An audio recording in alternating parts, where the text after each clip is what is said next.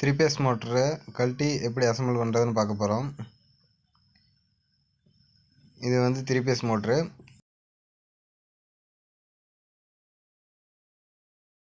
Name plate டீட்டெயிலில் இப்போ வந்து இது வந்து 3.5 HP மோட்ரு, 1440 RPMல இது ஓடக்கூடியது. இதோட கனெக்ஷன் வந்து டெல்டா கனெக்ஷன்.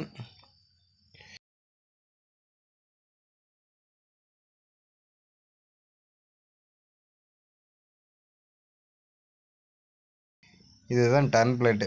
டர்ன் பிளேட்டில் த்ரீ பேஸ் மோட்டர்ன்றதுனால 6 லீட் இருக்கும். இதில் ஸ்டார்டிங் 3 லீடும் லெஃப்ட் சைட் இருக்குது, எண்டு சைட் இருக்கிற 3 லீடும் ரைட் சைட் இருக்குது. இதை வந்து டெல்டா கனெக்ஷனில் பண்ணியிருக்கிறோம். இப்போ இந்த மோட்டரை எப்படி பிரிக்கிறதுன்னு பார்த்துக்கலாம். இப்போ சென்டர் பஞ்சை வச்சு ஃப்ரண்ட் டோருக்கும் பேக் டோருக்கும் மார்க் பண்ணிக்கலாம்.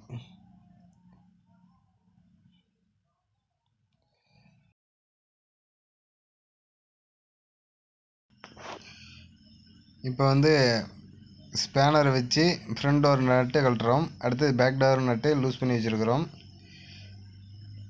ஒவ்வொரு ஸ்பேர்ஸாக கழட்டுவோம், ஒவ்வொன்றையும் எக்ஸ்பிளனேஷன் பண்ணுறோம். இப்போ ஃபேனை கழட்டி எடுத்துட்டோம். அடுத்தது பேரிங்க்குன்னு ஒரு சீலண்ட் வால்வு மூடி இருக்கும், அந்த மூடியை கழட்டி இப்போ உங்கள் கையில் காமி. இப்போ வந்து புள்ளியை கழட்ட போகிறோம்.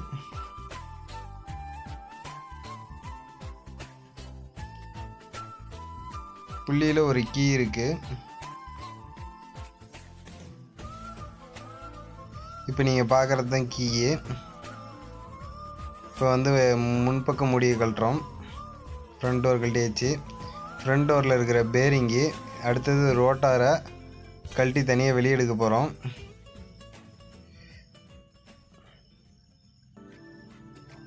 ரோட்டாரை தனியாக எடுத்துட்டோம். இந்த மோட்டரில் வந்து பேரிங்கே அடித்து ஃபிட் பண்ணுறது தான். இப்போ பேரிங் வந்து ஃப்ரண்ட் டோரில் இருக்கிற பேரிங்கை கழட்டுறோம். மூடி இது நல்ல ஒரு இரும்பை வச்சு ராடை வச்சு தட்டுறதுனால பேரிங் தனியாக வந்துருச்சு. பேரிங்கை சுத்தமாக தொடச்சி பேரிங் நல்லா இருக்குதா இல்லையான்னு பார்க்கணும்.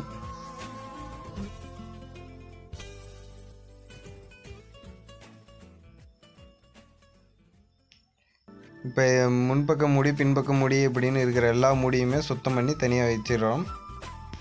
இதில் இருக்கிற கிரீஸு, வேஸ்ட்டான டஸ்ட்டு இதெல்லாத்தையும் தனியாக எடுத்து ஒரு பேப்பரில் வச்சு இது பண்ணுறோம்.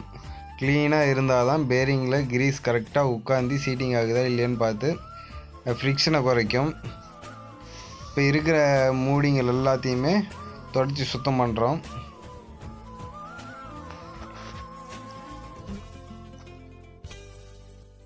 இப்படிலாம் சுத்தம் பண்ணால் தான் டஸ்ட் இல்லாமல் நல்ல ஒரு கிரீஸ் போட்டாலும் ஃப்ரீனஸாக இருக்கும். இது வந்து முன்பக்க மூடியோட இது கிரீஸ் வந்து இந்த ஹோல் வழியாக உள்ளே ஏற்றுறதுக்கு இது வசதியாக இருக்கும். ஃப்ரண்ட் இதில் வந்து அதிக லோடு இருக்கிறதுனால ஃப்ரண்ட் பேரிங்க்கு அதிக கிரீஸ் தேவைப்படும். சுத்த கரைஞ்சி ஆயில் மாதிரி கீழே வடிய ஆரம்பிச்சிடும். அதனால் இதில் கிரீஸ் ஏற்றுறதுக்காக இந்த ஹோல் வழியாக ஒரு ஓட்டை வந்து உள்ளே வரும் இந்த மூடியில் மட்டும். அடுத்தது பேரிங் வந்து ஃப்ரண்ட் பேரிங் வந்து வச்சு தட்டுறோம். இதுக்கு வந்து ஒரு ராடும் ப்ளஸ் ஒரு சுத்தியும் தேவைப்படும். இப்படி வச்சு நல்ல வலுவான அடி கொடுத்தா மட்டும்தான் பேரிங் இதில் கரெக்டாக உட்காரும். பேரிங் ஃப்ரீயாக சுற்றணும், ஆனால் பேரிங்கோட போர் வந்து டைட்டாக தான் இருக்கணும்.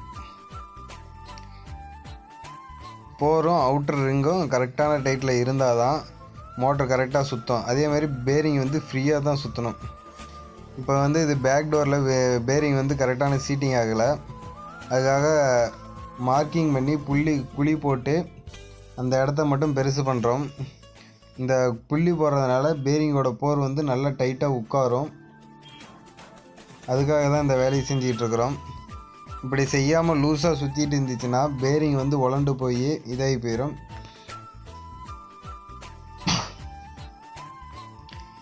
இப்போ வந்து பேரிங்க்கு உள்பக்க கிரீஸிங் மூடி போட்டாச்சு. அடுத்தது பேரிங்கை வச்சு ஒரு ராடால் வச்சு தட்டுறோம். இப்போ மார்க்கிங் பண்ண சைடு வந்து இப்போ பேரிங்கை தட்டி உள்ளே இறக்குறோம். இப்போ எப்படி இறங்குதோ அதே மாதிரி டைட்டாக இறங்கணும். ஃப்ரீயாக இறங்கிச்சுன்னா போர் வந்து லூஸாக இருக்குன்னு அர்த்தம். இதில் வந்து 8 ஸ்லாட்டுக்கு ஒன்று ஒரு காயில் வச்சுருக்குறாங்க. இதுதான் 3 பேஸ் கோரோட காயிலோட ஸ்டார்டர் காயிலோட இன்னர் சைடு.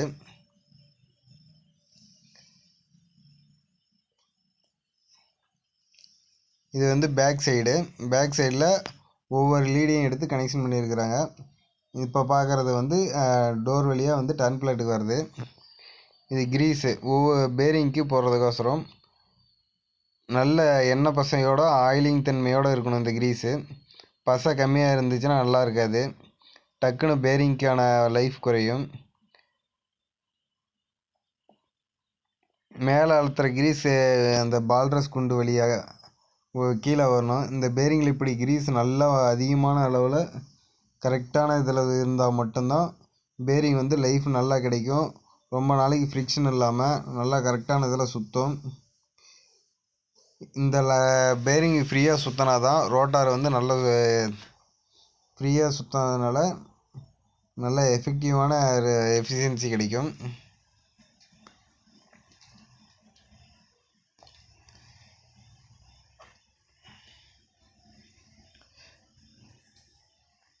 இப்போ வந்து ஃப்ரண்ட் டோர் மூடி போடுறோம்.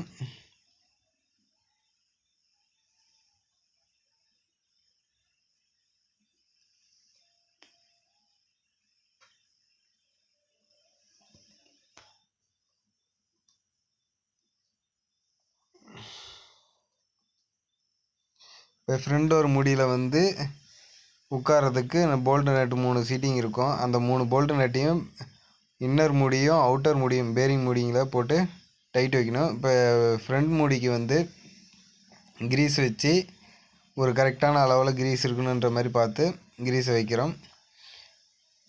போட்டுட்டு இப்போ இந்த மூடி எடுத்து மாட்டுறோம்.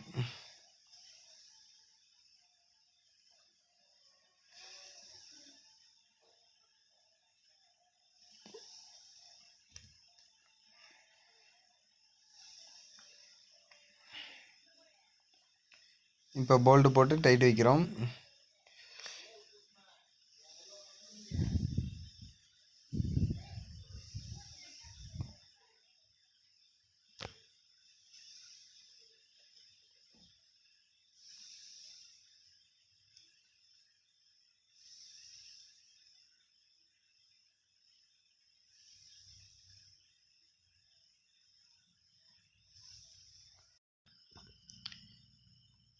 இப்போ வந்து ரோட்டாரை வந்து மோட்டாருக்குள்ளே இணைக்கிறோம். இப்போ உள்ள சொருவி இந்த பக்கம் இருக்கிற முடியும் இந்த பக்கம் இருக்கிற முடியும் போட்டு டைட் வைக்கணும். இப்போ வந்து ஃப்ரண்ட் டோர் முடியை வந்து நல்லா தட்டி போல்ட் நட்டுலாம் போட்டு டைட் வைக்க போகிறோம்.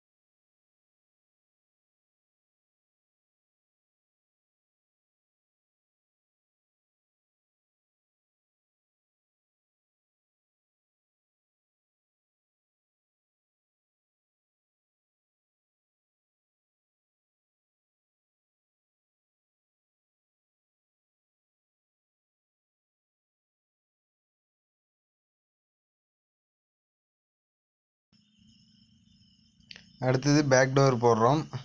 பேக் டோரில் வந்து பேரிங் இருக்கிறதுனால கொஞ்சம் தட்டி தான் உள்ளே இறக்கணும். பேரிங்கில் சீட்டிங் இருக்கிற மாதிரி.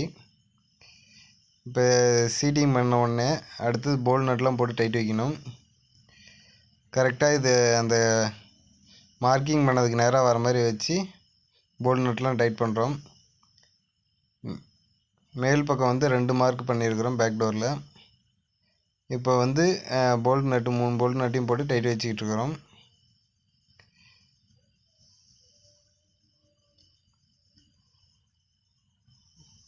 கரெக்டான சீட்டிங் பேரிங்லேயோ அல்லது ரோட்டாரோ ஆகலைன்னா மோட்டார் சுத்தாது.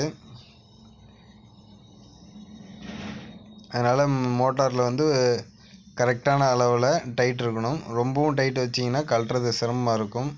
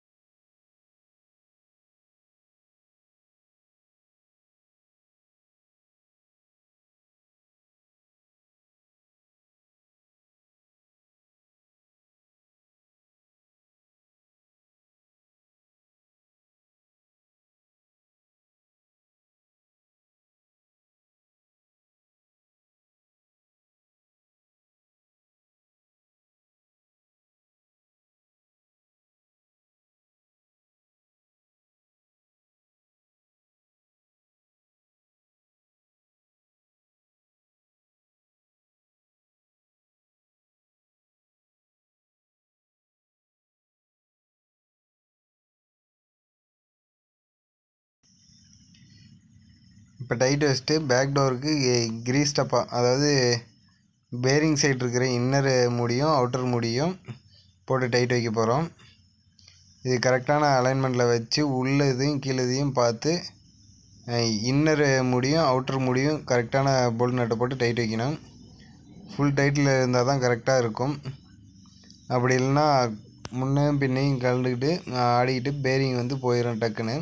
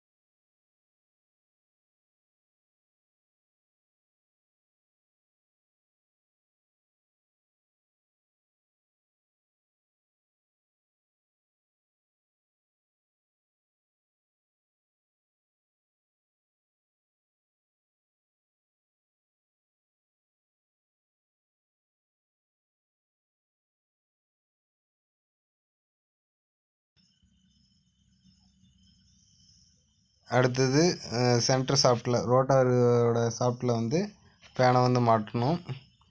இது வந்து கூலிங் பண்ணுறதுக்கு இந்த மோட்டாருக்கு. இந்த ஃபேன் சுற்ற சுற்ற வெளியே இருக்கிற காற்றை இழுத்து முன்பக்கமாக தள்ளும். அதனால் டெம்பரேச்சர் வந்து குறையும். அதுக்கு தான் இந்த ஃபேனை யூஸ் பண்ணுறோம். கரெக்டாக ரோட்டார் வந்து ஃப்ரீயாக சுற்றுது. அதை வந்து இந்த ஃபேனை சுற்றி வர்றது மூலிமா தெரிஞ்சுக்கிறோம். இந்த ரோட்டாரில் வந்து இந்த ஃபேனை வந்து நல்லா டைட் ஃபிட்டிங்கில் இருக்கணும்.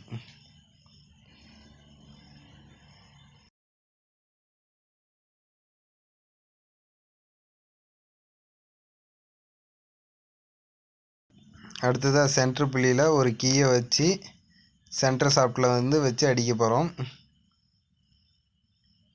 இது நல்லா டைட்டாக இருக்கணும். அந்த புள்ளி வந்து கரெக்டாக டைட்டில் இருக்கணும். அதுக்கோசரம் கீயை வச்சு சென்டர் சாஃப்ட்டில் தட்டியிருப்போம்.